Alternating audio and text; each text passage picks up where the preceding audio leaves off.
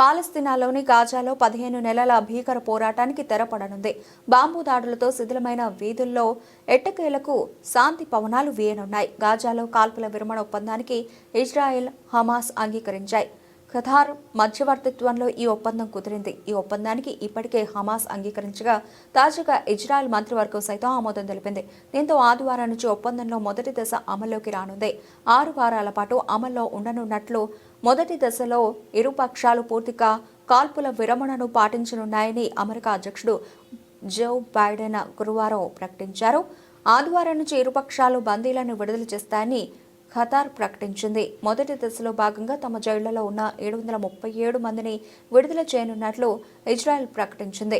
విడుదలయ్యే వారి జాబితాలో పాలస్తీనా ప్రజలు హీరోగా చూసే ఫతాహ్ పార్టీ సాయుధ విభాగాధిపతి జకేరియా జుబేదీ, ఆ దేశ వామపక్ష నేత ఖలీఫా జరార్ కూడా ఉన్నారు. అయితే హమాస్ తమ వారిని ఎంతమందిని విడుదల చేస్తుందనే దానిపై తమ విడుదల చేసే వారి సంఖ్య ఆధారపడి ఉంటుందని ఇజ్రాయెల్ అధికార ప్రతినిధి స్పష్టం చేశారు. 2023 అక్టోబర్ 7న ఇజ్రాయెల్ భూభాగంపై హమాస్ దాడి చేసింది.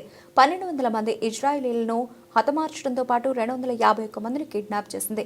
ఈ దాడికి ప్రతిఘటనగా హమాస్ కేంద్రమైన గాజాపై ఇజ్రాయెల్ యుద్ధాన్ని ప్రారంభించింది.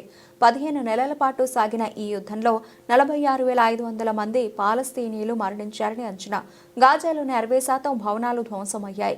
నగరంలోని 4.2 కోట్ల టన్నుల శిథిలాలను తొలగించేందుకు 10 ఏళ్లు పట్టొచ్చనే అంచనాలు ఉన్నాయి. 15 నెలల యుద్ధంలో ఇజ్రాయెల్ అహంకారాన్ని అణిచివేశామని హమాస్ ప్రకటించింది. ఆక్రమణకు ముగింపు పలకడానికి, విముక్తి పొందడానికి, సొంత ప్రాంతానికి రావడానికి పాలస్తీనీయులు చేరువలో ఉన్నారని ప్రకటించింది. పాలస్తీనా ప్రజల త్యాగాల వల్లే ఇజ్రాయెల్ అనుకున్నది సాధించలేకపోయిందని హెజ్బుల్లా నేత నయీం ఖాసిం పేర్కొన్నారు.